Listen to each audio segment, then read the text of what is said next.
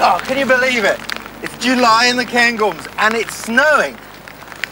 But it's perfect weather to show you what might happen if one of your bits of equipment failed you. Take, for example, a rucksack.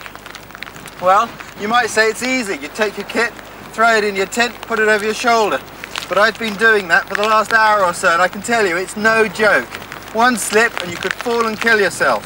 The smart thing to do is to stop, find somewhere where there's some materials to make yourself a decent one. And that's what we're going to do.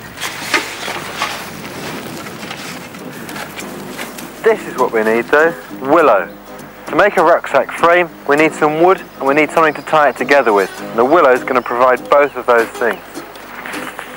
Bend the wood so that the fibres are stretched.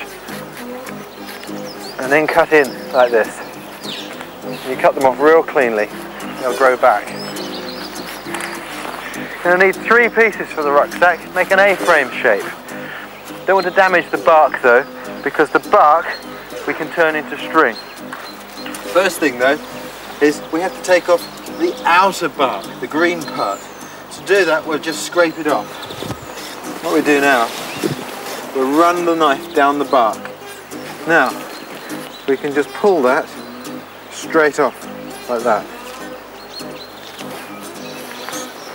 And this is very strong. We can use this to make string to tie the rucksack together. I'll clean the other bits, it'll take a few minutes.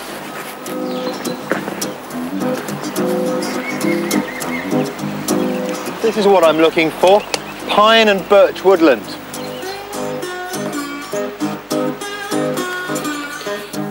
You can see I've got a root here, it's about maybe just over 2 meters long. You have to be careful not to tug on the roots as you're pulling them up, because they're a bit brittle when they're fresh.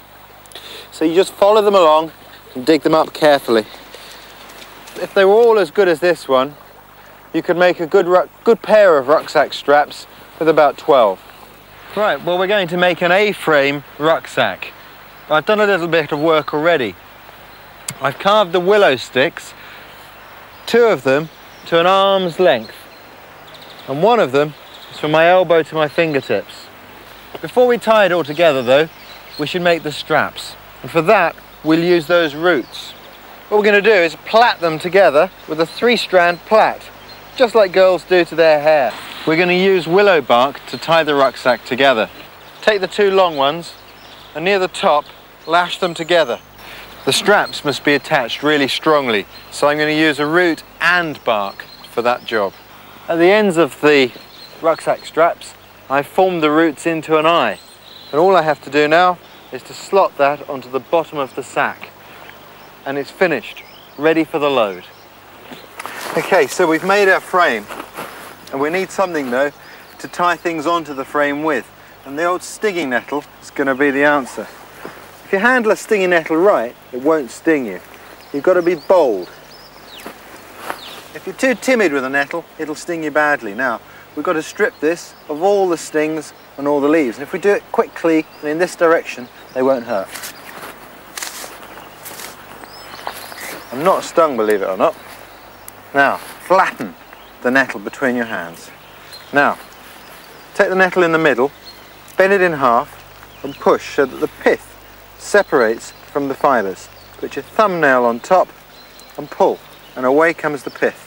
These fibres are really strong, and we can use those to make good string. Take one of them, put it on your thigh, and round it off by rolling it away from you. Bend it in half. Grasp the bit that's bent. Grasp it here with your left hand. And with the palm of your right hand, roll both of these pieces away from you. And we start to get string. Do you remember this? Well, now's the acid test. We've got our stinging nettle cord and we'll tie it on. There we go. All I have to do is attach the strap and we're ready. And I'll see you soon.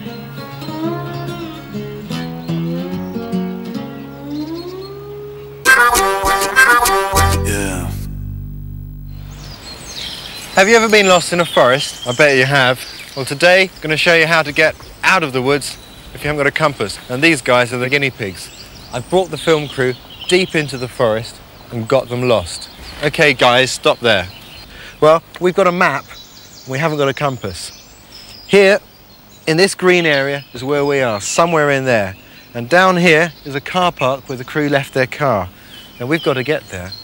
So how do we do it? How do we find south? Well, nature herself's going to show us. Come with me, I'll show you.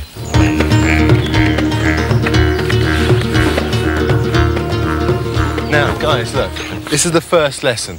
The irony is, it's the trees themselves that are going to help us get out of here. Look, on this side of the tree, the branches are thick, strong, and reaching horizontally out for the warmth. That is the south side of the tree. On this side of the tree, the branches are fewer, thinner, and they tend to reach more upwards. That's the northerly side of the tree. Now, of course, not all trees do this. We've got to make sure that we take an average of, say, 6 or 8 trees. Anyway, this one's good. That's the way we've got to go. Let's go. Here's a good tip. The sun's out, and that can really help us find our way about. Take your watch off, point the hour hand at the sun, then halve the distance between the hour hand and 12 o'clock or 1 o'clock during British summertime. It'll be there, and that'll point south. Of course, it's a bit difficult if you wear a digital watch.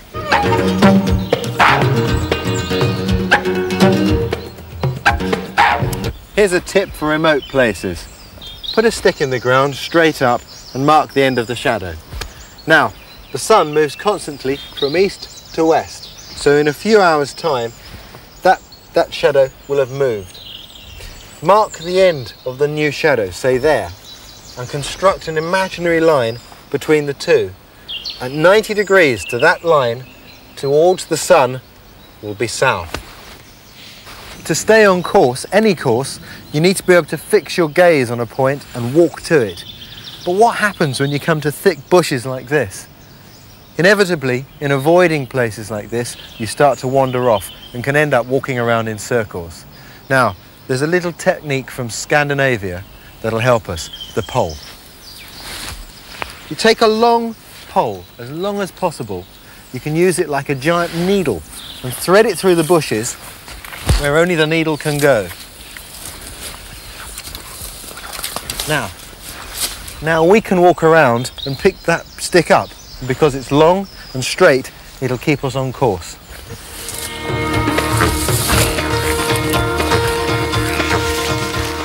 So even if I have to go around the bushes, the pole can go through them and keep me on a true course. I can hit cars. Could be we're close to the car park, eh? Well, there's a good indicator. Stumps like this can be excellent for pointing us in the right direction. There's the centre, and the centre will be nearest the edge on the southerly side, and that would be about right. Okay, let's go.